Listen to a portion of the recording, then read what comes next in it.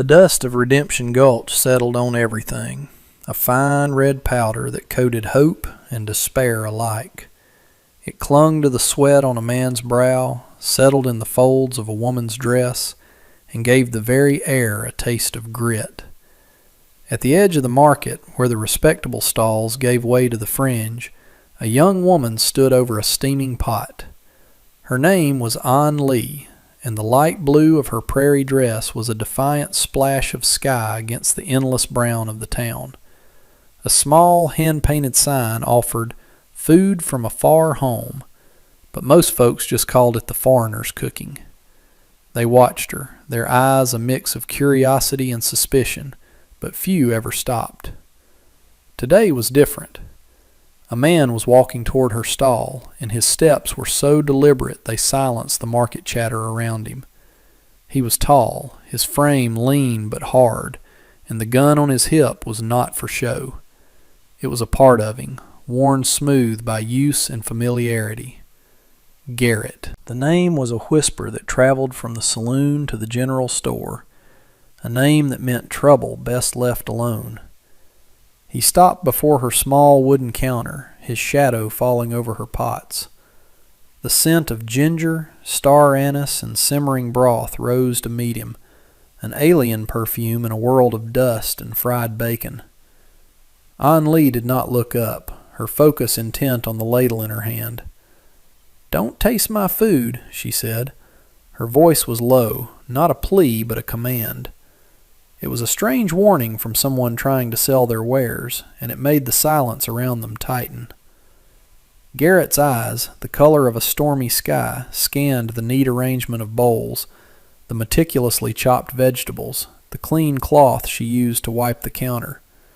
He saw not just a meal, but an act of profound care in a careless world. He picked up a small porcelain spoon.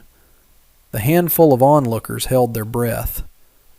"I said don't," she repeated, finally looking at him. Her eyes were dark, and in their depths he saw not fear, but a weary exhaustion that bordered on defiance.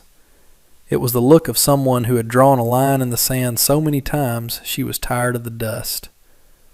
He ignored her. He dipped the spoon into a bowl of shimmering, slow-braised pork and brought it to his lips. The town watched, waiting for the verdict. Would he spit it out? Laugh? Overturn the table? The moment stretched, thin and brittle. He closed his eyes. The flavor that bloomed on his tongue was not just food. It was a story, of a long journey, of a sun-drenched memory, of a sorrow so deep it had become savory. It was the taste of a place he had never been, yet somehow felt he knew. He swallowed. He opened his eyes and looked at her, truly looked at her, past the foreign face and the simple dress. The gunslinger, the man who had faced down death in a dozen dusty streets, went utterly and profoundly quiet. He simply stood there, spoon in hand, while the world waited for a violence that never came. The reason she said those words, the reason her warning carried the weight of a locked door, began thousands of miles away and a lifetime ago. It started in a village where the air tasted of salt from the sea and the soil was generous. Her father was a scholar who had become a cook, a man who believed that memory was the most potent ingredient. He taught An Lee that a recipe was a map of the heart, a way to navigate back to those you had lost. To feed someone, he would say, his hands deftly folding a dumpling, is to share your spirit. Do not offer it to those who would crush it. They had come to this country not for gold, but for a promise, a whisper of a place where a man's work could build a future. But the promise was a lie, written in a language they couldn't read.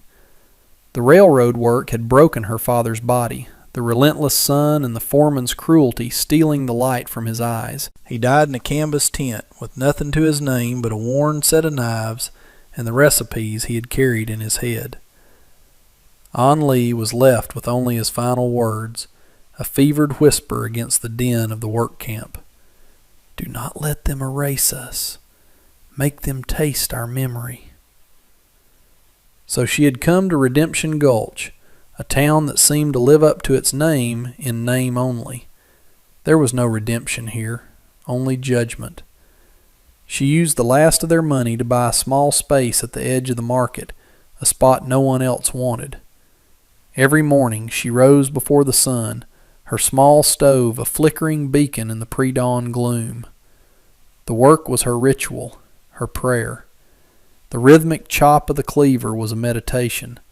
The slow simmer of a broth was a lesson in patience. She cooked not for them, but for him, for the memory of his hands, his voice, the taste of home. The first weeks were brutal. People would walk by, their faces pinched with distrust. They called her food slop, heathen food. One man had paid a nickel just for the satisfaction of spitting a mouthful onto the ground in front of her. After that, something inside her hardened. Her father's words took on a new meaning. Sharing her spirit was a sacred act, and their spirits were closed, their palates poisoned by prejudice. So she stopped trying. She cooked, and if they wanted to buy, they could, but she would not invite them in. She would not beg for their approval. "Don't taste my food" became her shield. It was a test. If you respected the boundary, you were not worthy. If you pushed past it, you were just another person trying to take something from her. It was a lonely, bitter creed, but it was all she had left. It was the armor around her father's memory, and she would let no one breach it without a fight. Garrett was a man made of quiet observations. He'd ridden into Redemption Gulch a month prior, not looking for work or trouble, but for a place so aggressively mundane that his past couldn't find him. He took a room above the saloon and spent his days watching the town's ugly, predictable rhythm. He saw the petty cruelties, the hierarchies of power displayed in the way Mayor Thorne tipped his hat to some and ignored others. He saw the sheriff, a man named Miller, who enforced the law only when it served the interests of the powerful. It was a town like any other, a festering wound masquerading as a community. And he saw her. From his window he watched An Lee set up her stall each morning. He saw the deliberate grace in her movements, the almost reverent way she handled her ingredients. He saw the townspeople pass her by, their scorn as plain as the dust on their boots. He saw her chin lift a little higher each time. She never flinched, never begged. She simply endured, her presence a silent act of defiance against the town's suffocating conformity.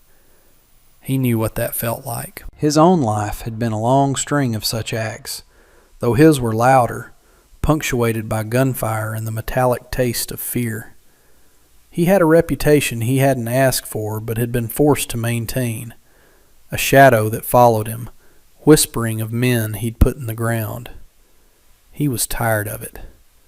He was tired of the weight of the gun, the constant assessment of threats, the hollowness that came after the violence was done. What drew him to her stall was not hunger, not in the traditional sense. He was starved for something else, something authentic in this town of facades. He saw in her a strength he recognized because it mirrored his own, albeit in a quieter, more resilient form. She fought her battles with a ladle and a pot of simmering broth. He fought his with lead and powder. He wondered which was braver. When he decided to walk across that dusty street, it was a conscious act. He wanted to break the town's unspoken rule, to cross the invisible line they had all drawn around her. Her warning, "Don't taste my food," was unexpected. It wasn't the plea of a desperate merchant. It was a guard at a gate. He understood it instantly. She was protecting something precious. And in that moment, tasting her food became more than an idle curiosity. It became a need. He had to know what was worth guarding so fiercely in a place like this. The flavor, when it came, was the answer. It wasn't just pork and spices. It was the taste of honor.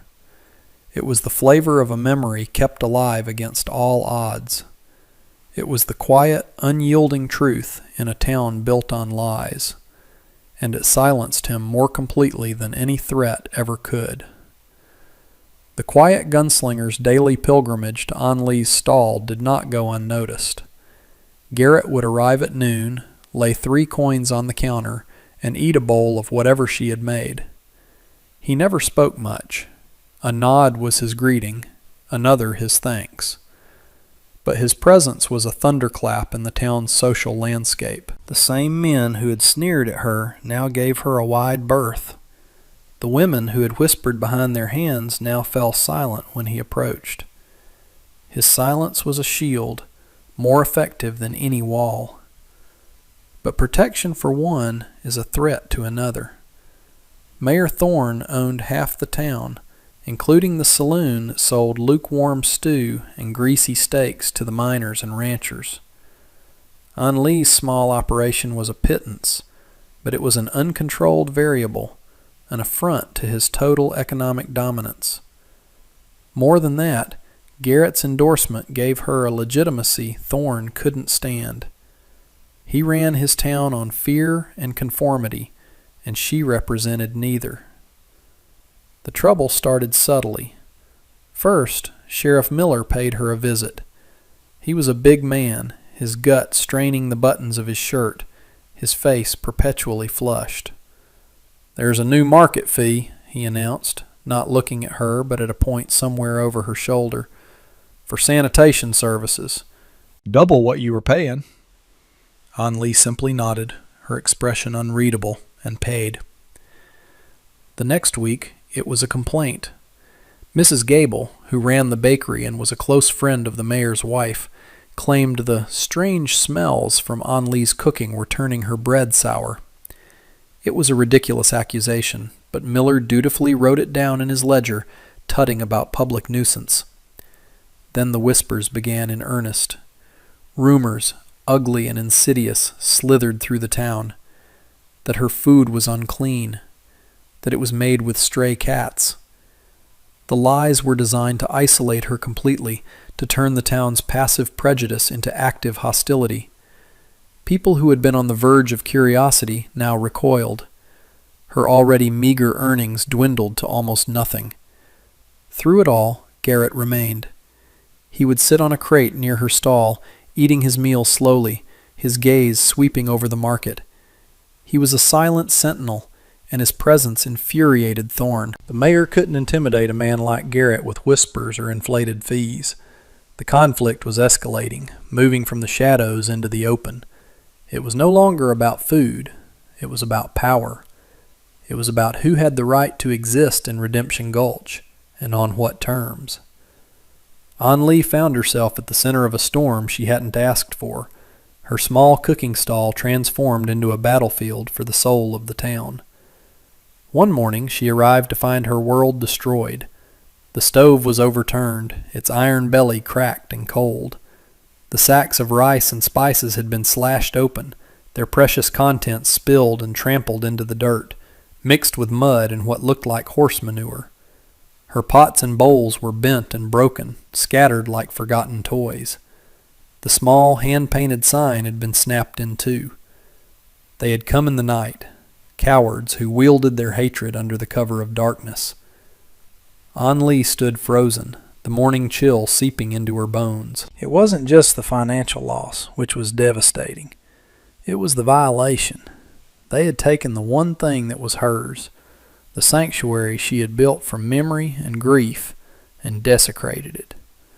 The careful order of her world had been smashed into chaos. For the first time since her father's death, a sob escaped her, a raw, ragged sound of utter defeat. She sank to her knees amidst the ruin, her light blue dress immediately stained with the filth. The fight had gone out of her. They had won. What was the point of holding on to a memory if the world was determined to grind it into the dust? The town was waking up. People on their way to the market slowed, stared, and then hurried on, their faces averted. They were ashamed, or perhaps afraid, but none offered a hand. None offered a word of comfort. She was utterly alone. That's how Garrett found her, a small, desolate figure kneeling in the wreckage of her life. He stopped a few feet away, his face a hard mask, but his eyes took in every detail of the destruction. He saw the broken sign, the spoiled rice, and the tracks in the dirt. He knew whose work this was. He could have gone for his gun. He could have walked to the mayor's office or the sheriff's jail and ended this with the brutal finality he was known for. That was the old way. But looking at her, he understood it would solve nothing. It would only validate their belief that he, and by extension she, were forces of violence and chaos. Instead, he did something else. He walked past her, picked up one of the dented pots, and carried it over to the town pump. He began to wash it, his movements methodical and sure. He didn't speak. He didn't offer condolences. He simply began the work of putting things back together. An Lee watched him through her tears, her breath catching in her throat. The simple act of cleaning a pot was a greater comfort than any words could have been. It was an act of faith. It said, without speaking, "This is not the end. We will rebuild." Slowly she rose to her feet, wiped her face on her sleeve, and walked over to join him. She picked up a broken bowl, and together, in the silence of the rising sun, they began to salvage what they could from the ruins. The dynamic between them shifted. It was no longer just a man buying a meal. It was a partnership, forged in the quiet understanding of shared defiance. An Lee used what little money she had left to buy new supplies, though she had to travel to the next town over to get them, as the local mercantile owner suddenly claimed to be out of everything she needed. Garrett rode with her, not beside her, but 100 yards back, a watchful shadow. Back in Redemption Gulch, he changed his routine. He no longer just came for lunch. He was there when she set up in the morning, and there when she packed away at dusk. He would sit on his crate, cleaning his gun or sharpening a knife, never speaking to anyone, but his message was unmistakable. The stall was under his protection.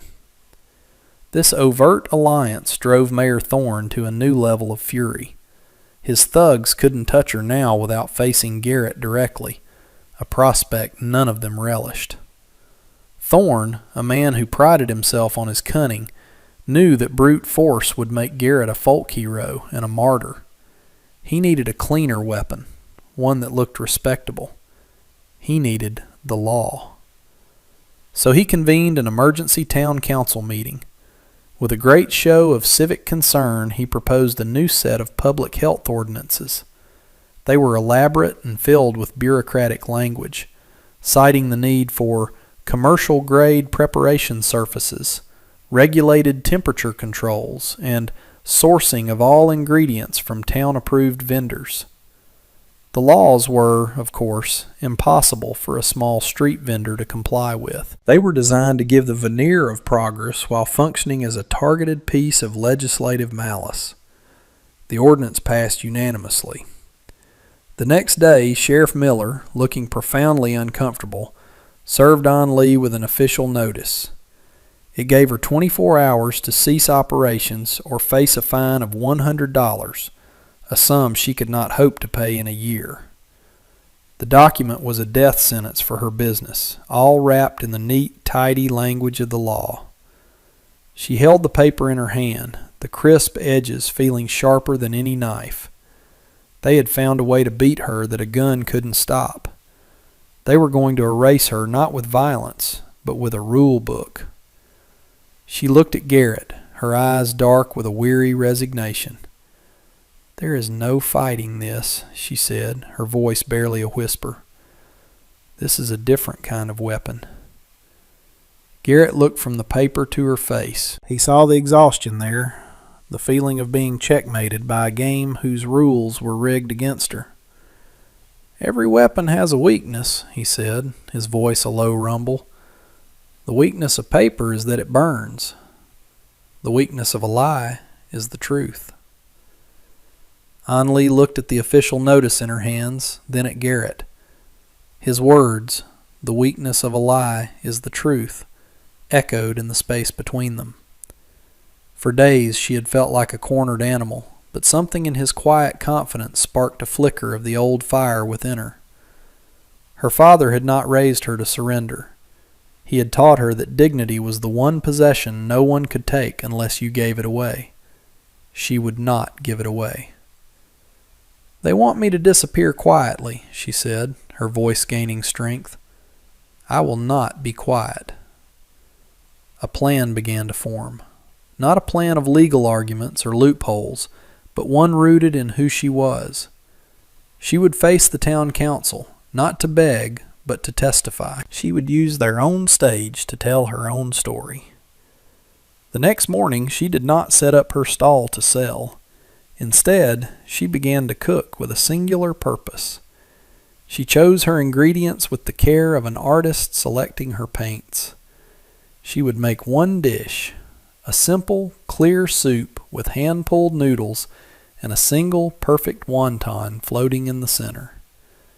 It was the first dish her father had ever taught her to make, the meal he made for her when she was sick, the one he claimed could heal not just the body, but the spirit. It was the purest distillation of his memory. Garrett watched her, understanding that this was a different kind of preparation for battle. He didn't offer advice. He simply provided support. He fetched fresh water from the pump. He kept the fire in her small stove steady and hot.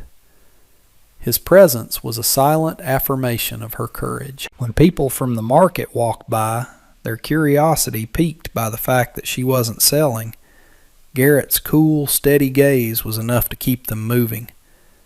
The air around her small stall became a pocket of intense focus, a sacred space in the middle of the hostile town.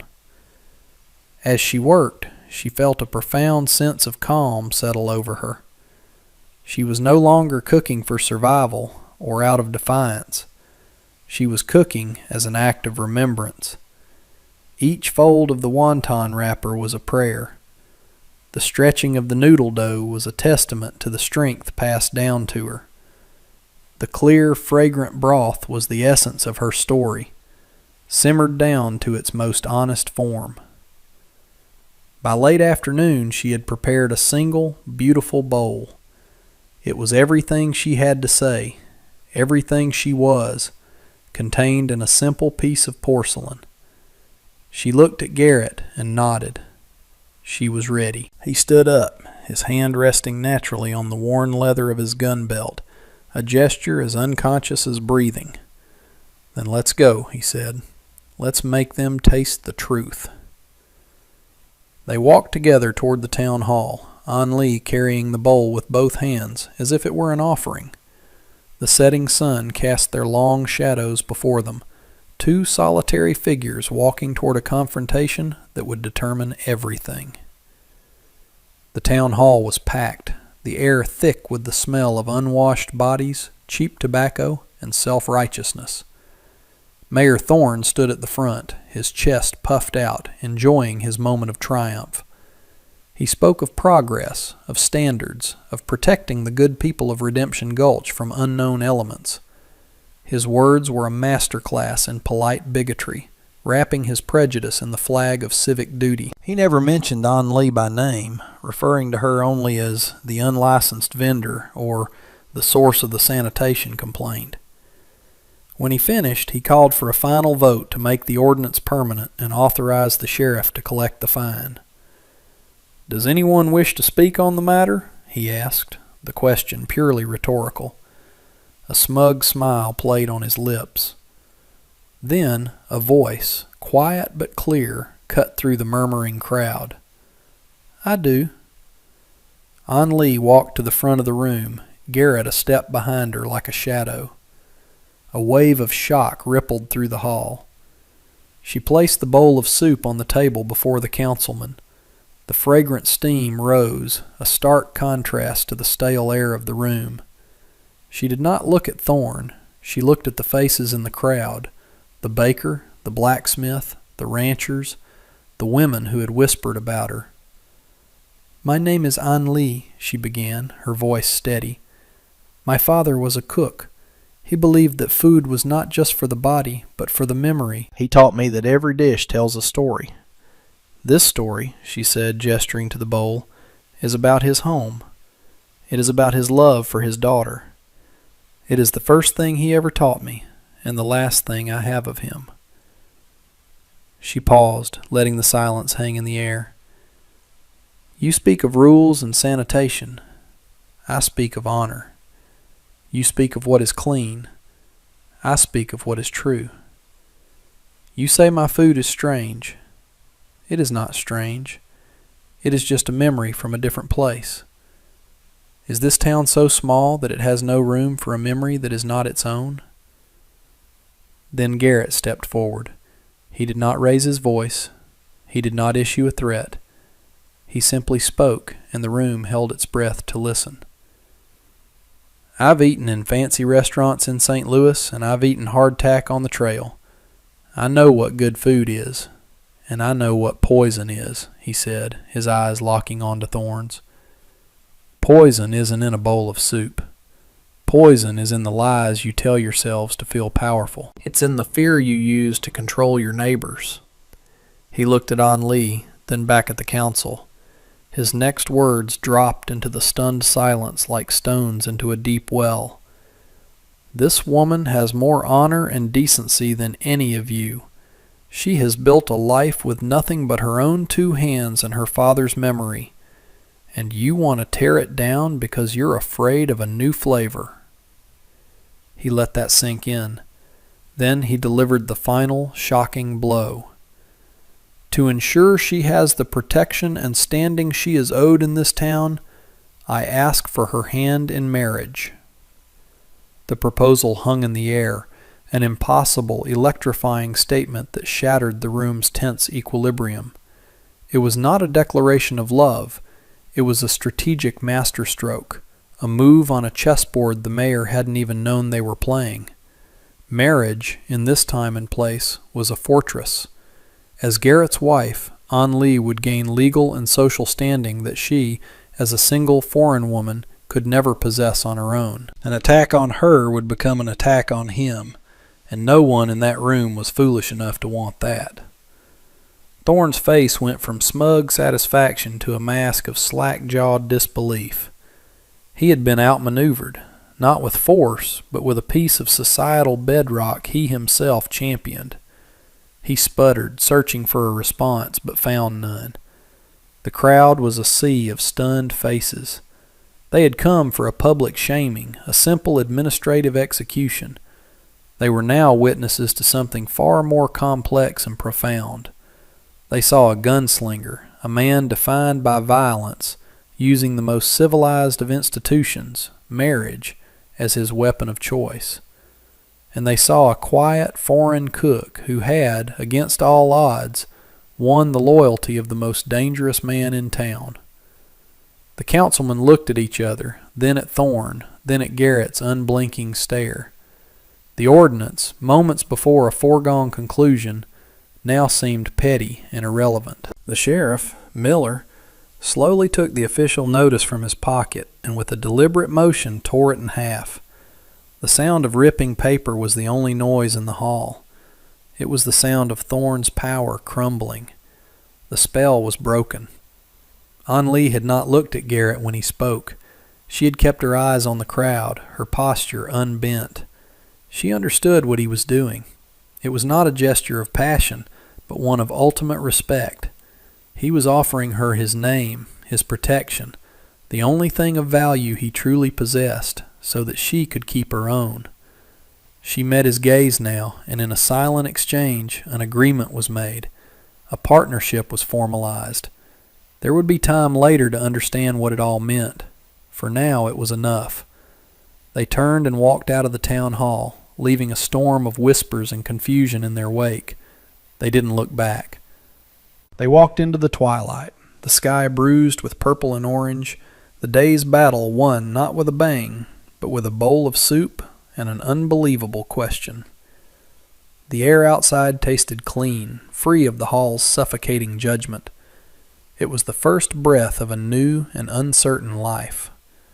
Their life together began not in a church, but at her stall the next morning. It was a strange and quiet affair. He helped her set up, his movements economical and precise. She cooked, the familiar rituals grounding her in the new reality. The town watched them, of course, their stares now filled with a bewildered respect. The story of the town hall meeting had become instant legend. An Lee was no longer just the foreigner. She was the woman who had faced down the mayor and won the Gunslinger. Her stall, once a symbol of her isolation, was now the heart of a quiet rebellion. People started to come.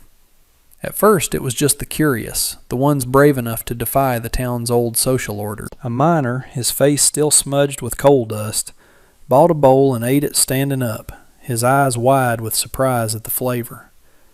A few women, tired of Thorne's wife and her social tyranny, followed. Each transaction was a small victory, a quiet vote for a different kind of town. Garrett never said, "I told you so." He simply took his usual seat on the crate, a silent partner in her growing enterprise. Their evenings were spent in a small cabin he rented at the edge of town.